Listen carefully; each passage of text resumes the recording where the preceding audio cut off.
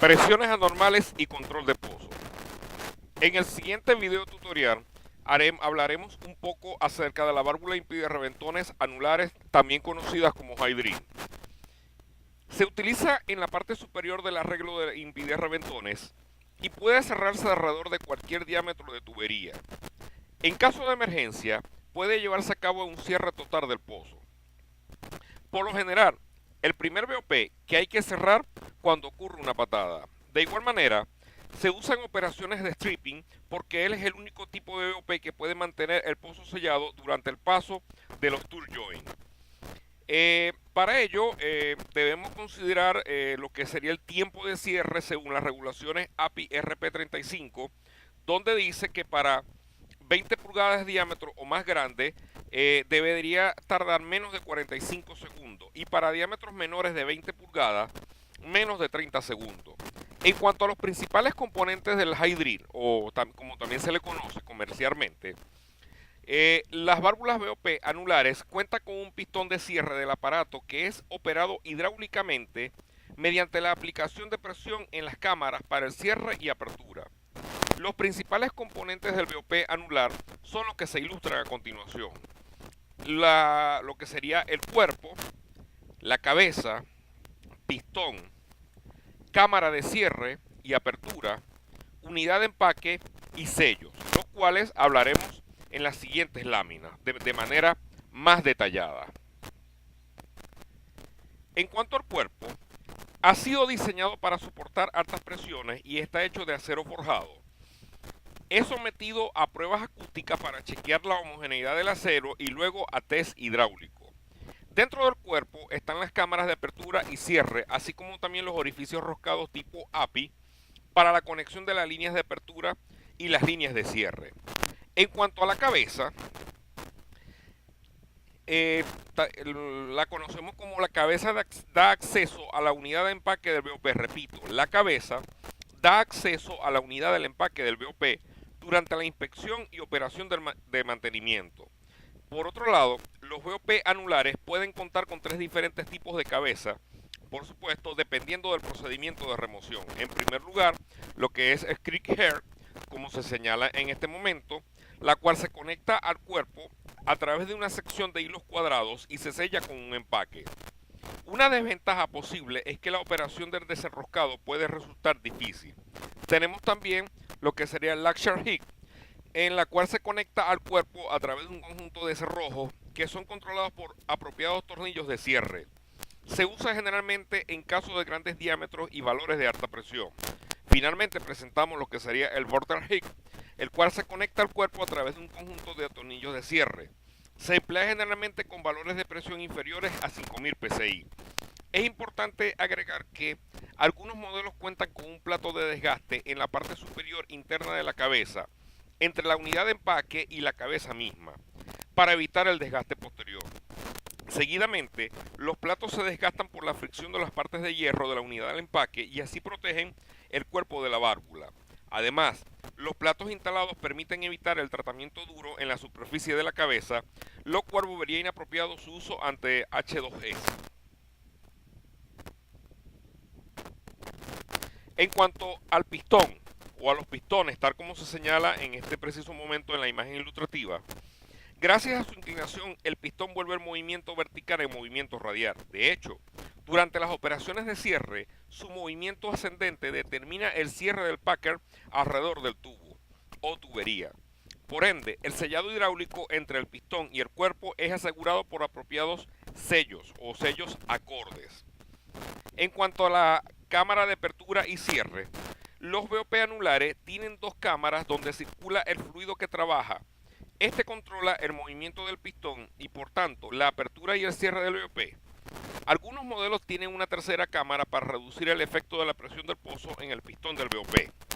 En cuanto a la unidad de empaque, tal como se señala en la figura que acaba de aparecer, la unidad de empaque constituye el componente que actúa el sellado y es una estructura de caucho con reforzamiento de acero, es decir, especie de segmentos, como se denota en la imagen derecha de la presentación.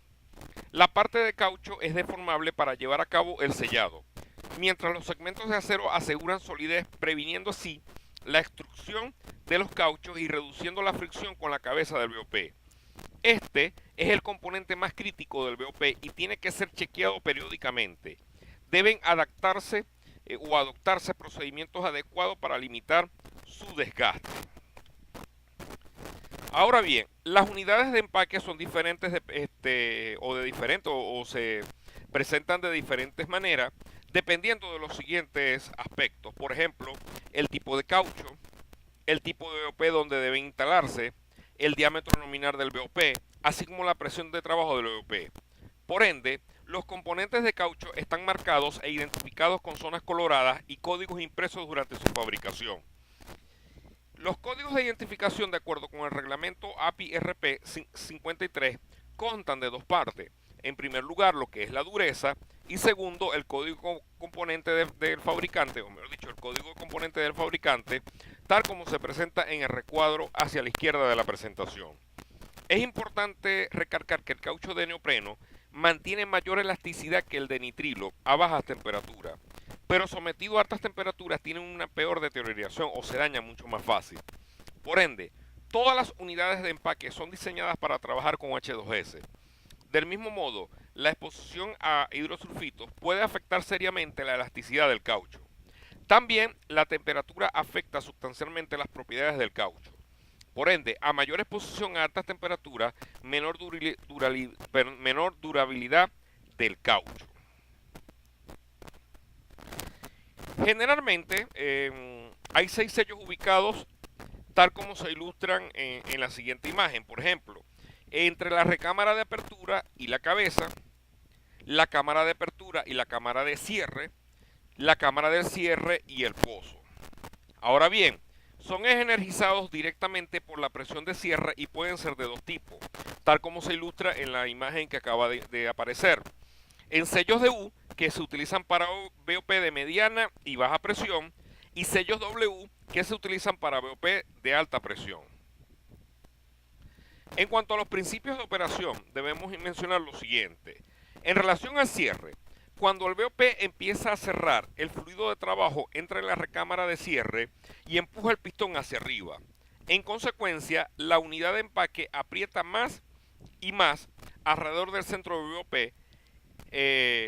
sellándolo, por supuesto. En relación a la apertura, durante la apertura, el fluido de trabajo entra en la recámara de apertura y empuja el pistón hacia abajo, es decir, hacia la recámara de cierre debe estar descargada. Por ende, la unidad de empaque regresa a su posición original abriendo el BOP. En cuanto a la presión de cierre, los BOP anulares se caracterizan por dos cosas, por la presión de apertura y cierre y máxima presión de trabajo. De este modo, un adecuado valor de presión de apertura y cierre dentro de la recámara le permite al pistón moverse y variar de acuerdo a la tipología del BOP. En la mayoría de los casos oscila entre 700 y 1500 psi. Ahora bien, la máxima presión de trabajo es la presión máxima de pozos que el BOP puede soportar y controlar en condiciones de trabajo. Respecto a la presión de cierre, las siguientes afirmaciones son generalmente válidas. Por ejemplo, a mayor diámetro de la tubería, menor presión inicial de cierre, y en aquellos casos de cierre de un pozo vacío, el BOP se cerrará con la presión máxima permitida, es decir, 1500 psi para todos los tipos, excepto el Cameron D, que en caso de emergencia puede ser cerrado a 3000 psi. En cuanto al cierre de los BOP anulares, pueden ser, por ejemplo, mediante presión del pozo asistida, es decir, gracias a la estructura y la forma del pistón. La presión del pozo ejercida en las paredes del pistón produce una fuerza que se suma a la presión de cierre. Por ende, la presión de cierre debe ser reducida cuando el BOP se mantiene cerrado, para limitar el desgaste del caucho, es decir, siempre y cuando se sigan las instrucciones o procedimientos emanadas por el fabricante. Por esta razón, la presión de cierre puede ser mantenida al mínimo valor generalmente estimado para esta situación particular del pozo. Y por otro lado, presión en el pozo no asistida, donde la presión del pozo no altera la presión de cierre del BOP que mantiene, por ende, su valor de referencia durante las operaciones de cierre preventiva. Notas importantes. En primer lugar, algunas veces la estructura del pistón determina una fuerza que se opone al cierre, requiriendo un incremento de la presión de cierre del BOP. Y en segundo lugar, En caso de operaciones de stripping, se prefieren cierres no asistidos de los BOP.